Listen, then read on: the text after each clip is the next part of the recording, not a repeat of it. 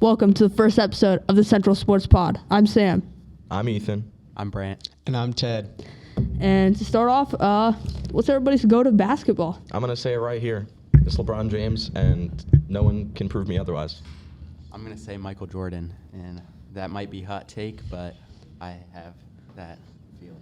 You know, I think it's LeBron, but I think Wilt is the two, not Jordan. Ooh. Hot take, it's getting spicy. I'm gonna go MJ. I mean, 6 rings, one team, never had to change teams to win, just pure loyalty. Pretty sure he did change teams. After he won 6 championships. I think that Michael Jordan, people like to say that he, had like kind of minor help in some of those early years, but I think that he had a lot of help, to be honest with you. I think Scottie Pippen was top 5 in the league in those years when they won the championships. Hot take, but I also think LeBron is a better person because Scottie, he admitted that him and MJ never even have dinner together. And, that's just, it's not a good teammate. But LeBron, I'm sure he'd do that with Luka or AD or his son. I mean, it's a different time, though. I mean, you have to understand what Jordan was doing back then. So you said Wilt is your 2. Yeah, because he scored 100 points. Do we think that's real? I believe it's real. I don't think that averaging 50 points a game, I don't think that was 100% Well, have you seen some of these real. clips that came out recently where he's his teammates are shooting a mid-range and he gets the ball before it goes in and dunks it or taps it like a volleyball just to get the points. That's crazy. That's winner mentality. Okay, bro. I don't think Wilt is up there because I don't think when Wilt's you is look top up, 5. I don't know if Wilt's when in my you top look 7. at the videos, he's so much taller than everybody else. So If Wilt were to do that in today's game, he's the best of all time, no questions asked. But if you can't even see half of his games played and the game that he's most famous for, I don't he shouldn't be top 5, especially not second overall. If someone averaged 50 in today's game, they would be the greatest player ever. But he's playing against plumbers, right? Yeah, and that kind of raised some question because maybe we're kind of crazy for saying that because although it's different players, it's still the same game of basketball. Scoring 50 a game is really impressive regardless of who you're playing against. To be fair, I mean, 50 in one game. Yeah. Yeah, I averaged 0 in middle school. we remember. So I think we kind of got the GOAT discussion talked about, not really cleared. I think there's kind of some fogginess in the air of that, but we can move on. Maybe as we progress through later episodes, we can come to a group consensus. Yeah. Okay. And maybe, we can move in the direction of Steph Curry. Let's move on. Best more three-point shooter. Next up, we're going to go to award predictions for both NBA and NFL. MVP, it's Cade Cunningham. So far, what we've seen, he's carried the team to the 17 wins now as of last night. That's crazy. 2 years ago, they lost 20 plus in a row. That's insane. And I think, obviously, I think that Shea and Jokic should be the MVP candidates, but there's voters fatigue, stuff like that, where those stat lines that they're putting up just doesn't seem as impressive anymore. So they kind of look towards other candidates Cade Cunningham. I was going to go the route. I think that Giannis should win it. I don't know if he will win it, but I think he should win it because the Bucks are literally nothing without him. Mm-hmm. As he has 0 help, even less than Cade Cunningham, and he's proven when he's out. Yeah. He's still doing crazy stuff. But I think the MVP will be Shea. I mean, right now they are 20-1, missing their second best player. That seems kind of ridiculous.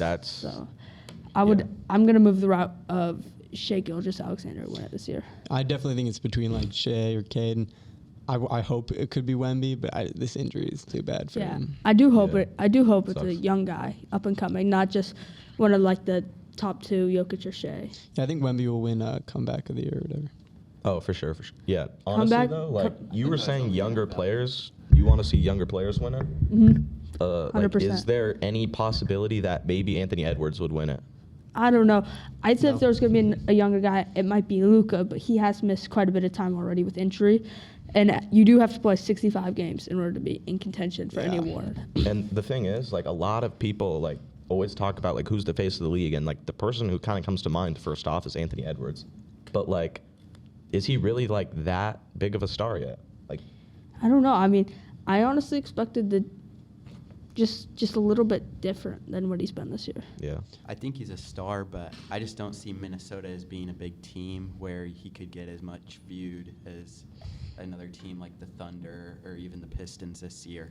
I just don't think the Wolves are matching my expectations right now. As I'm going to pull up the standings here, and we can. To be fair, like you were talking about Minnesota, how they don't, get as much shine or media coverage. I feel like also like the Wolves and the Kings are like two people who are like fake contending right now.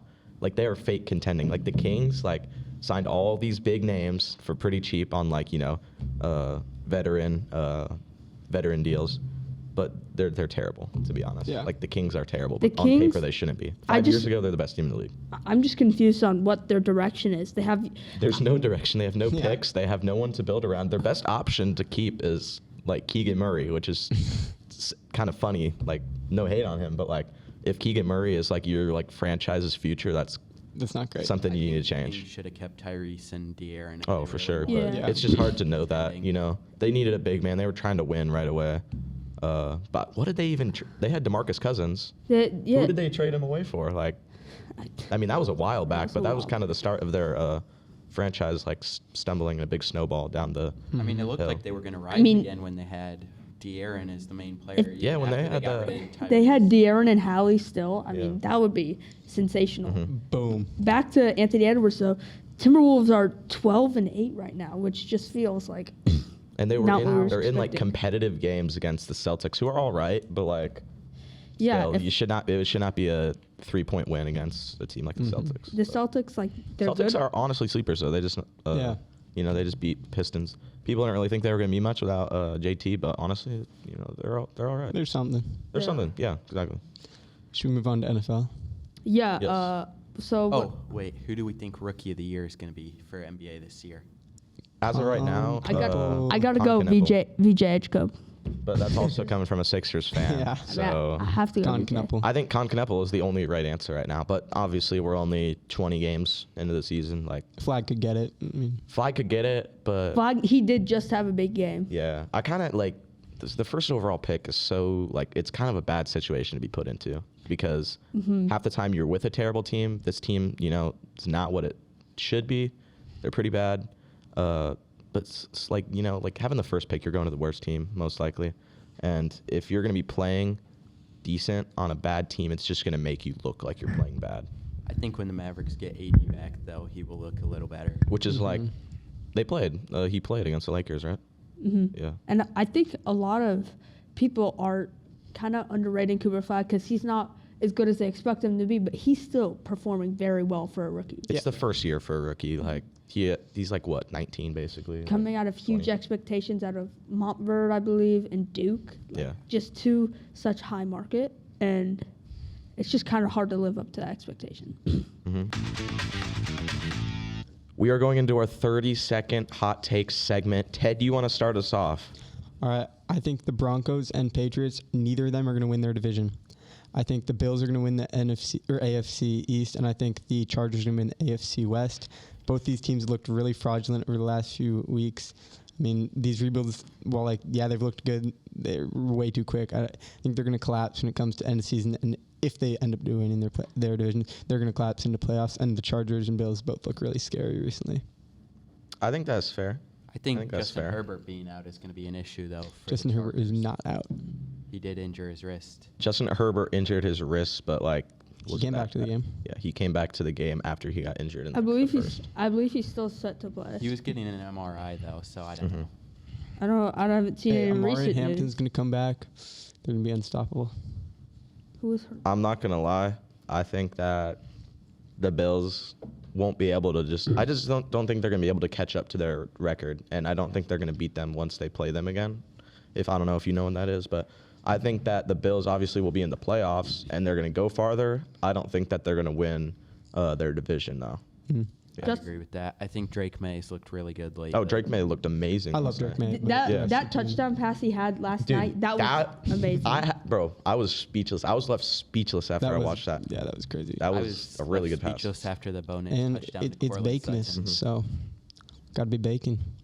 His wife on TikTok's making every day of December. She's gonna be making some Really? new baked goods for him. Yeah, Bro, it's gonna be he's like gonna get fat. It's He's gonna be a new. He's gonna be bad. You know what? It's gonna be a new Jordan Love Toyota-thon, but it's gonna be Drake May December baking days. All right. All right, who would like to go next? I think go Brant is going Whoever next. wants to go next, I'll count you down. Are we 3, running this? 2, 1. My hot take is that Justin Fields is a good quarterback, but he just gets put into bad systems. I think if you look at what he did on the Bears, that if he would have had more receiving targets, I think Darnell Mooney is very good, but I just feel like the offensive line kind of ruined him. And then the Steelers last year, I feel like he could have been very good with George Pickens as his wide receiver, but I just feel like them starting Russell Wilson ruined his potential. And then I think the Jets this year too. Garrett Wilson is a very good receiver. And you're cut off here. You're done. I think that's perfectly is- fair take. I've seen him play. I think, like, That is I don't even know if that's like Terrible take. That's, I you hate think that Justin take. Fields is a terrible quarterback? he's a good I think he's a quarterback. bad quarterback. Because here's the thing. He has had 3 different chances. Neither time he's been crazy good. I feel He's had like 3 the different Steelers chances. doesn't even count though because he didn't. Steelers doesn't count. He never played. He didn't have a played 5 chance. He played for like the first 5 weeks. Yeah, but then they never gave him the opportunity after that. I mean, honestly, I think he had a lot of like a confidence killing issue with the Bears. You know, he got a lot of hate just because, you know, he did a lot of stuff that wasn't his fault. You know, the weapons weren't amazing. I mean, obviously DJ Moore is good, but I think Cole Kmet is very good too. I mean, to be fair, I think Brant is totally right. But it's also like, if he was actually put into a very good situation, would he be able to perform and be like a 10-win team, you know? I think he would. I think he was better quarterback. Obviously, this might be an obvious take, but I think he's way better than Trey Lance was, and I feel like if he would have got drafted to the 49ers, then he could have proved himself, and they would have never had the Brock Purdy situation because I feel like he would have been their starter. are you saying I that like you this. believe that Justin Fields is a better quarterback than Brock Purdy? I don't say that, but I feel like if you get put into that situation, then I think he could have proved himself a lot more than the teams that he's got stuck with. I mean, I'm not going to fight you on that. He was better than Trey Lance, A but quarterback in the league nowadays cannot be more reliant on their running ability than their passing ability. That's my big issue with him. The thing True. is, though, he doesn't have really very many targets. Like Adonai Mitchell is his number one now that Garrett Wilson. Did he look good went with on. Garrett Wilson? No, he didn't. I think Garrett Wilson was. Is playing Justin very Fields even starting anymore? Or good. No, is, it's been Tyrod Yep, he's Taylor. benched. That's what I thought. So I think that Brant's take, it's somewhere in the middle. It's somewhere in the middle. we'll give it a. If someone could remind me of the white boy who played on the Jets before him, Zach Wilson. Zach Wilson? I think that he's in a Zach Wilson situation. I don't think Zach Wilson is that bad of a quarterback. He was just put into terrible situations, and I it think ruined he his was put career. into a worse situation than Justin Fields. Oh, has for been. sure. Yeah. Should we move on to fantasy football? Yes. Let's do you that. guys want to do your hot take? You know what? I do. No. I actually do want to do my hot take really quick. You guys can say whatever you Yeah, want okay. about it, but it's gonna be. Timer, Brant. Here, yeah. Let's do I got you. both. Okay. Ethan, It's gonna by- take 5 seconds. I don't need a timer. Okay, It's go, gonna take go, go, 5 go. seconds.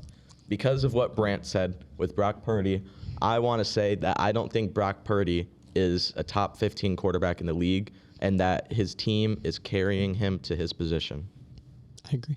Yeah. Obviously, as an Iowa State fan, I love Brock Purdy, but I think that situation that he got put into is one of the best situations you can be as a quarterback, because Kyle Shanahan is a very good quarterbacks coach, and you can tell because he took Jimmy Garoppolo to a Super Bowl. Sam Darnold. Yeah. Yeah.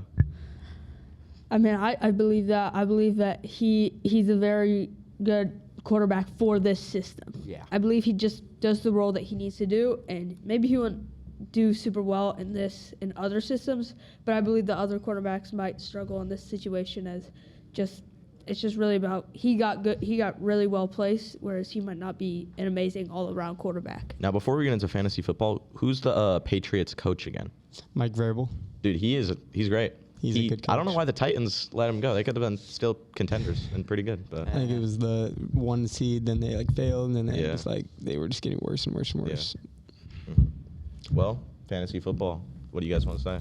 Let's do starters and sits. Start and sit. sits. All right. Start and sit. I think I want to just start off. I think AJ Brown. He was doubted the past 5 weeks and kind of proved everyone wrong this week with a 35 bomb. So I think undoubtedly AJ Brown is going to be a start this week, regardless of who you have on your team instead. I have 2 starts. My first start is Amari Hampton coming back from injury. He has a low start rate, but let me remind you, before I'm good, bro. injury, I'll bench him. It's all good, bro. on a 3-game streak of 25 points, 27.5, and then 13 points. And this week, I believe that he's a very good running back, and I believe he's going to have a good week this week. One of my starts this week is going to be Kenneth Walker versus Atlanta, because in recent weeks they've been using Kenneth Walker, like they've actually let him have the ball in the end zone, like the red zone. And I think that Atlanta, not a good run defense, Seahawks are going to cream them. I think Kenneth Walker's going to get a chance to really shine, have a good game. Also, Manun guy, bro. Like, what's that? Four games straight with touchdowns now? Bro, come on. As a Packers fan, bro, put respect on his name. I think my start is going to be from the Packers, and I'm going to say Christian Watson. Coming off of a big week against Detroit with number 1 targets, yeah. I think that you have to start him against this Bears defense. Like, yeah.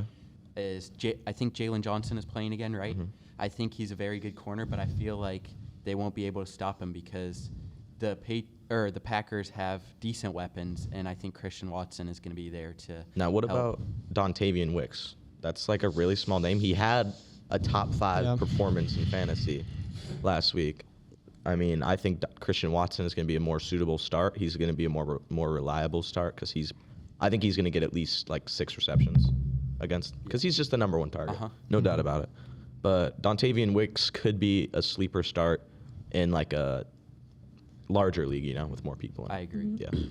I had a bench or potentially drop of Quentin Johnston because just over the last couple weeks against Pittsburgh, he had 9. Jacksonville, he had nothing. 0 points on 3 targets.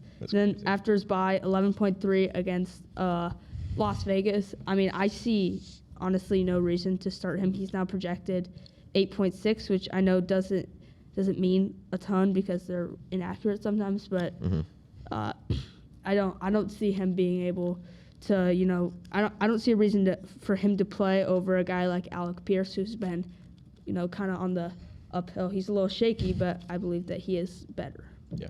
Okay. I think that's fair. My bench for this week is going to be Bijan.